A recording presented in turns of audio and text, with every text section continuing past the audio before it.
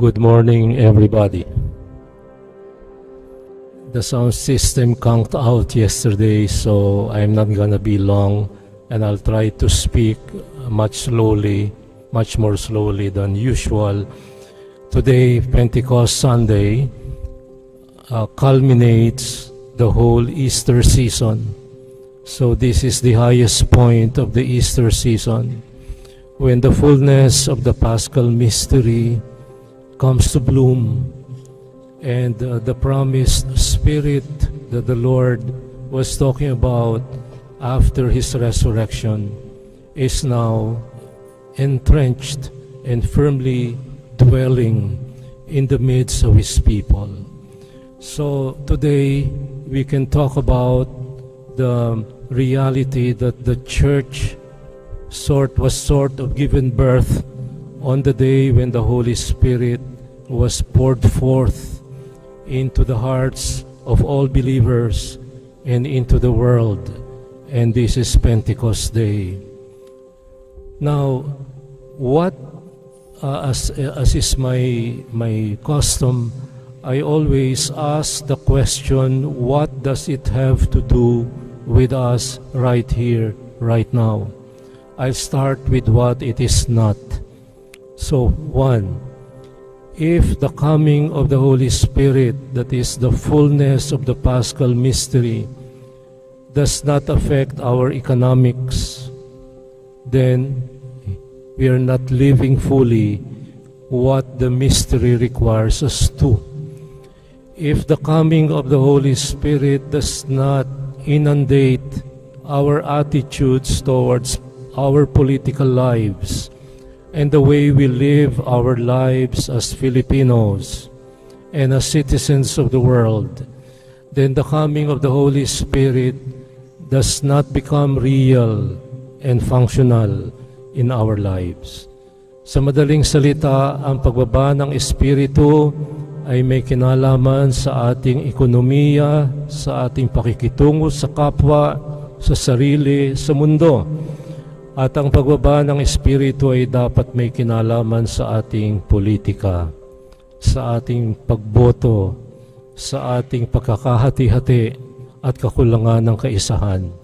If there is anything very clear about the coming of the Holy Spirit among many things, it is the unity that the Spirit has brought, despite the different languages, despite the different cultures, despite the differences in preferences, and in so many other things that have to do with human existence. So today, I'd like to unpack this a little bit more.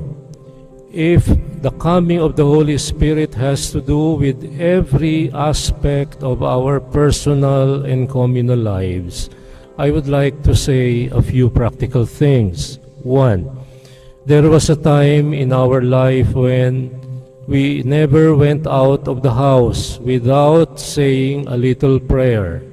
Nag-aantanda ng krus, nagdadasal kahit man lang sa Anghel de la Guardia, o nagsasabi ng maikling panalangin upang gabayan tayo sa ating paglalakbay. Ngayon, anong araw din, pagkagising natin sa umaga, ang una nating ginagawa kahit man lamang pag-aang tanda ng krus o ang pagsasabi ng kahit maikling panalangin, pasasalamat sa bagong araw, bagong umaga at mga bagong paghamon. Ngayon, ang una natin tinitingnan pag nagising ay gadget. Continuation ng YouTube, continuation ng TikTok, continuation ng ating pinapanood maghapon.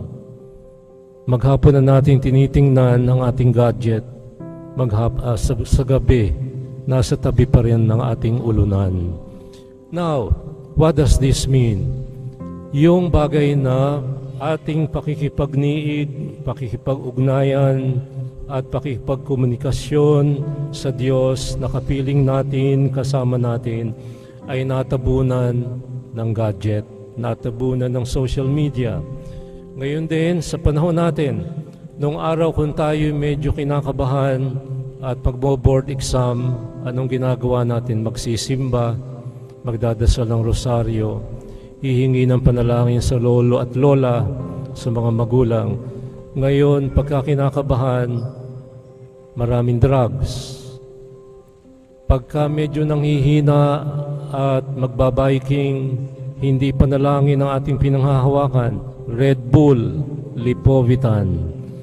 Pagka medyo hindi natin alam kung ano ang dapat gawin, i-google mo nung araw. Hindi na uso ngayon yan. Chat, GPT at DeepSeek na o Nova. Depende kung anong gadget na ginagamit ninyo. Yan ang una nating tinatanong. Kung ganito ang pang-araw-araw nating pamumuhay, masasabi natin na ang pagbaba ng Espiritu ay isa lamang makasaysayang naganap nung araw. Hindi nangyari na bumabad the Spirit being poured into my heart, into the hearts of everyone, and to all nations and peoples of the world. Hindi na natin pinanghahawakan yung pakikipagniig sa Diyos.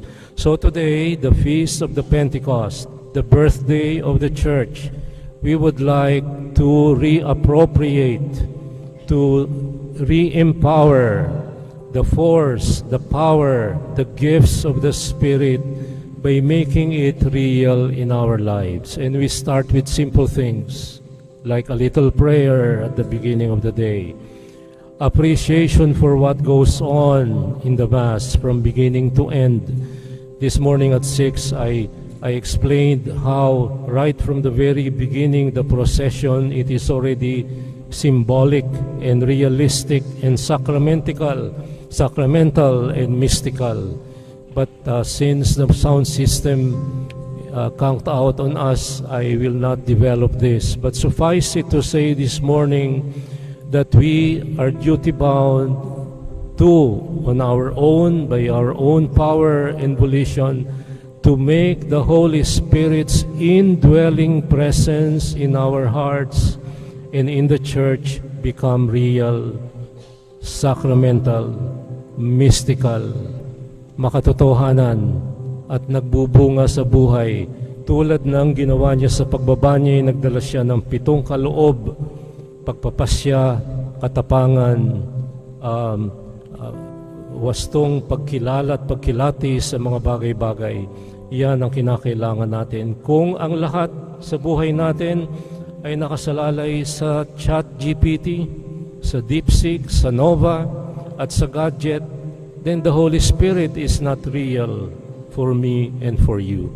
Let's make Him real in our lives beginning today.